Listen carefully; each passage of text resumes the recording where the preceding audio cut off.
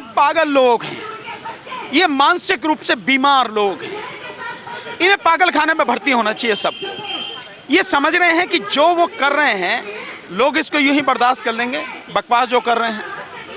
इसमें भारत नाम करने की जरूरत नहीं है, भारत नाम है ही पहले से, देश का नाम भारत है ही, लेकिन उन्होंने पढ़ा नहीं। इसलिए तो मैं कहता हूं अनपढ़ आदमी राज कर रहा है। तुम आईपीसी का नाम बदल के कहो कि भारतीय न्याय संहिता, अबे तुम्हारी अकल में भूसा भरा है।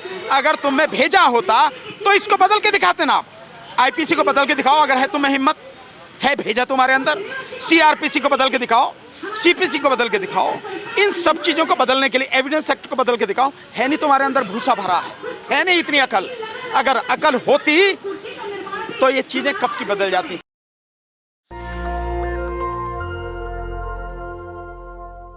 नमस्कार, मैं ब्यूटी गिरी और आप देख रहे हैं नेशनल दस्तक। अभी हम मौजूद हैं डीयू के आर्ट फैकल्टी पर, जहां डॉक्टर रितु का 9 दिनों से धरना चल रहा है, अनिश्चितकालीन धरना। और यहां पर समर्थन देने के लिए भानु प्रताप जो हैं लगातार आ रहे हैं, हर रोज़ आते हैं और समर्थन देते हैं।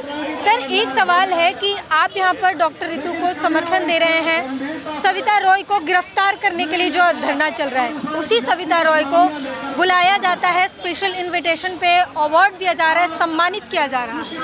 नहीं, इसमें कोई आश्चर्य की बात नहीं है। आखिर उसे सम्मानित कौन कर रहा है? सरकार से जुड़े हुए लोग वही सम्मानित कर रहे हैं।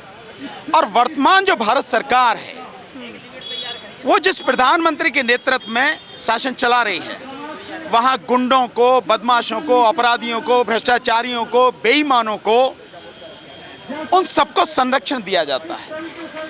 वो बेसिकली पाले जाते हैं, मोदी सरकार द्वारा ऐसे लोग पाले जाते हैं। तो आप देखें वहाँ उन पार्टी में देखें, जो भी कोई गुंडा बदमाश अपराधी है, किसी भी तरह का बैड कैरेक्टर व्यक्ति है, बीजेपी में आ जाए बस उसकी प्रशंसा होने लगती है, उसका पुरस्कार मिलने लगता। क्योंकि जिस गंदी राजनीति को वो कर रहे हैं, अंजाम दे रहे हैं, जिस मानसिकता के तहत वो इस देश में शासन कर रहे हैं, देश को तबाह करना चाहते हैं, उस गंदी मानसिकता के तहत ऐसे लोगों की जरूरत है। तो खुद तो सामने आएंगे नहीं, खुद तो दूध के धुले बने रहेंगे, ऐसे अपराधियों को लेके आगे करके और गंदगी देश में फैलाएंगे। तो कोई इसमें कोई बहुत आश्चर्य की बात नहीं, होना ही है। 9 दिन हो चुके हैं धरने को देते हुए, क्या कुछ असर होता हुआ दिख रहा है? असर एक चीज है, आप पहले दिन से धरने में शामिल हैं, धरने को देख रहे हैं, अब स्वयं इस बात को महसूस कर रहे होंगे कि जो धरना पहले दिन 28 तारीख को 12 बजे शुरू हुआ था और आज इस समय जो इस धरने में हम लोग शामिल हैं, उस दिन से आज दिन तक जमीन आसमान का अंतर आया है। आप देखेंगे कि देश के भिन्न भिन्न कोने से लोग आने लगे हैं, अलग अलग राज्यों से आने लगे हैं। आज देखिए राजस्थान से टीम आई, यहाँ पे पंजाब से लोग आ रहे हैं, हरियाणा से लोग आ रहे हैं, उत्तर प्रदेश से लोग आ रहे हैं, अलग अलग देशों से, मध्य प्रदेश से लोग आ रहे हैं। ये जो लोगों का आना है अलग अलग राज्यों से, अलग अलग शहरों से, गाँव से, स्टूडेंट्स जुड़ने लगे हैं, प्रोफेसर्स टीचर जुड़ने लगे हैं, वकील बड़ी संख्या में जुड़ने लगे हैं, जो सामाजिक कार्यकर्ता हैं वो जुड़ने लगे हैं। इसके अलावा जो लोग खुद आंदोलन कर रहे हैं वो भी इस आंदोलन का हिस्सा बन रहे हैं। जैसे आप देखेंगे कि दिल्ली सरकार की जो डिस्पेंसरी हैं उनमें आंदोलन में भाग लेना, मतलब खुद आंदोलन कर रहे हैं, आज उन्हें 35 दिन हो गए, वो भी इस आंदोलन का हिस्सा बन रहे हैं।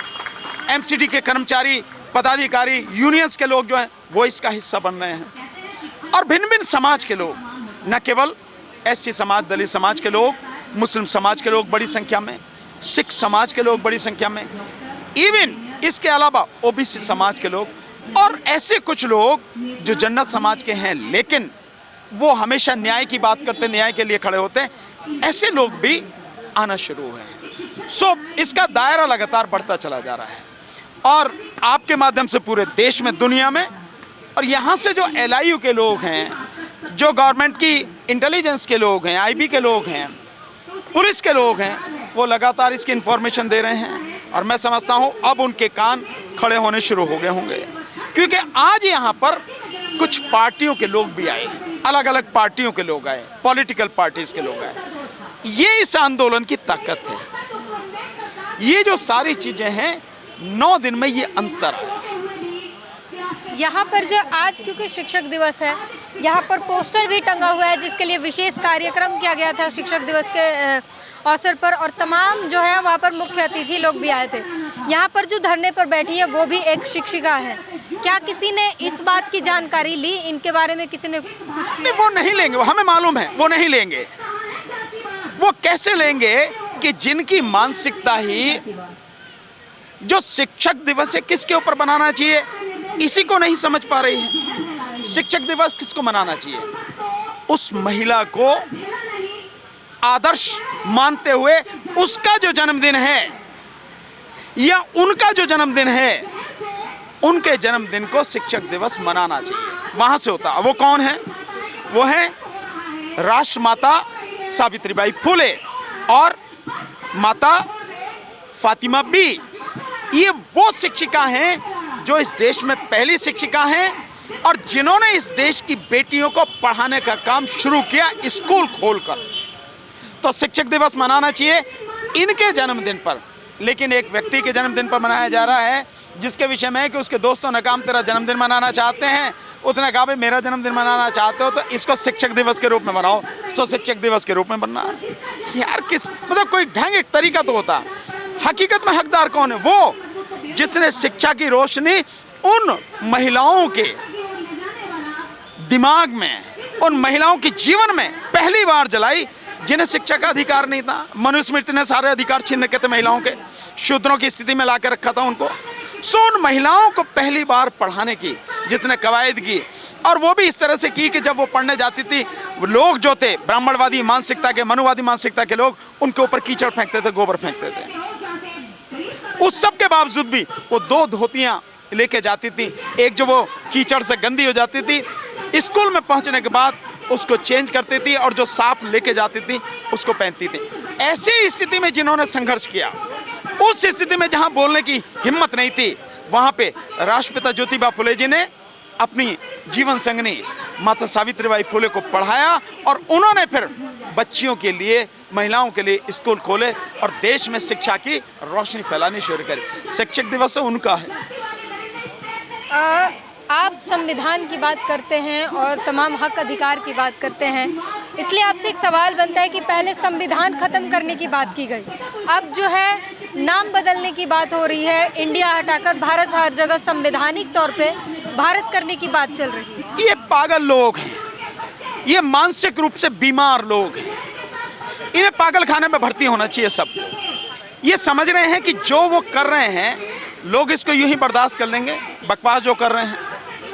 इसमें भारत नाम करने की जरूरत नहीं है, भारत नाम है ही पहले से, देश का नाम भारत है ही, लेकिन उन्होंने पढ़ा नहीं। इसलिए तो मैं कहता हूं अनपढ़ आदमी राज कर रहा है और अनपढ़ आदमी अपने आसपास जो अनपढ़ों को इकट्ठा करेगा, गुंडे बदमाशों को इकट्ठा करेगा, जैसी जिसकी स्थिति है ऐसी लोगों को जमघट लगाएगा वो।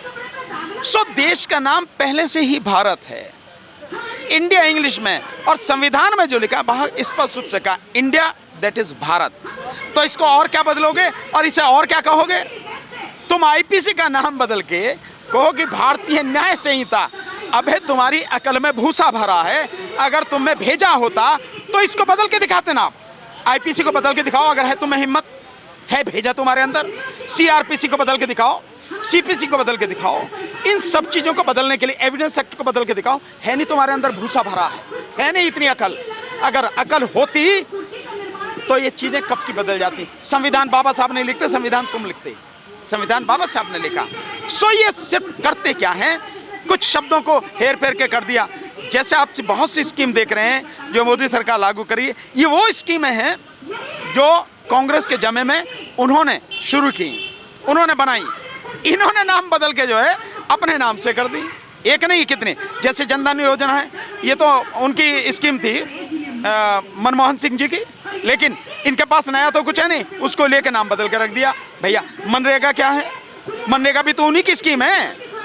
ये जो सारी चीजें केवल ये नाम बदल सकते हैं और कुछ कर नहीं सकते। अगर करेंगे भी तो वो देश के हित में नहीं होगा, जनता के हित में नहीं होगा, देश के विनाश के लिए करेंगे, यही इनकी फितरत है। इंडिया से इतनी बौखलाहट क्यों है बीजेपी में और सरकार में?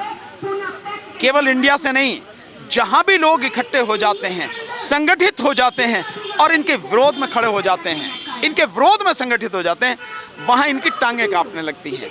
अब इंडिया नाम से जो विपक्ष का गठबंधन बना है उसमें 27 पार्टियां इकट्ठी हो गई हैं। इन तमाम पार्टियों का जो वोट है वो वोट कंसोलिडेट होकर इकट्ठा होकर अगर पड़ गया तो इनकी तो जमानत जब्त हो जाएंगी। भाई इनके पास तो ज़्यादा से ज़्यादा 35% वोट है और उनका जो वोट है बकाया वोट उनका है, और थोड़ा बहुत कम कर लो तो 60% वोट है। कहाँ एक तरफ 60% वोट और कहाँ एक तरफ 35% वोट। और अब कह भी दिया गया है, जो बॉम्बे में मीटिंग हुई है उसमें साफ कह दिया गया है कि 1 to 1 फाइट होगी, यानी विपक्ष का एक ही कैंडिडेट हो, किसी भी पार्टी से हो, एक ही कैंडिडेट होगा जो बीजेपी से फाइट करेगा। तो टांगे तो कांपेंगी, इसलिए बौखलाहट है और इसीलिए इंडिया नाम से बौखलाहट है। अब इसे मोदी से पूछो, इन्होंने इंडिया रखा तो बौखला रहे हो, इससे पहले क्या रखा था? स्किल इंडिया, ये इंडिया वो इंडिया, सारे इंडिया पर रखे थे। अब क्या हो गया? वो वही है जो पागलपन है इनके अंदर। मैंने आपको बताया कि कुछ भी हो मेरे नाम से होना, मैं कर रहा हूं तो ठीक, दूसरा करे तो ठीक नहीं है। ये है बौखलाहट। तो हमने तमाम मुद्दों पर बात की और जो एक नया मुद्दा अब आ गया है देश में, इंडिया और भारत का नाम बदलकर, तो सवाल यही है कि हर जगह इंडिया आता है, IIT, IIM, एम्स और तमाम ऐसी चीज़ें हैं जिसमें इंडिया आता है। कहाँ कहाँ से बदलकर और नाम हटाएंगे, संविधान से हटाएंगे, कहाँ कहाँ से हटाएंगे। पूरी बातचीत पर अपनी प्रतिक्रिया ज़रूर दीजिए। कैमरामैन आशीष के साथ ब्यूटी गिरी, नेशनल दस्तक।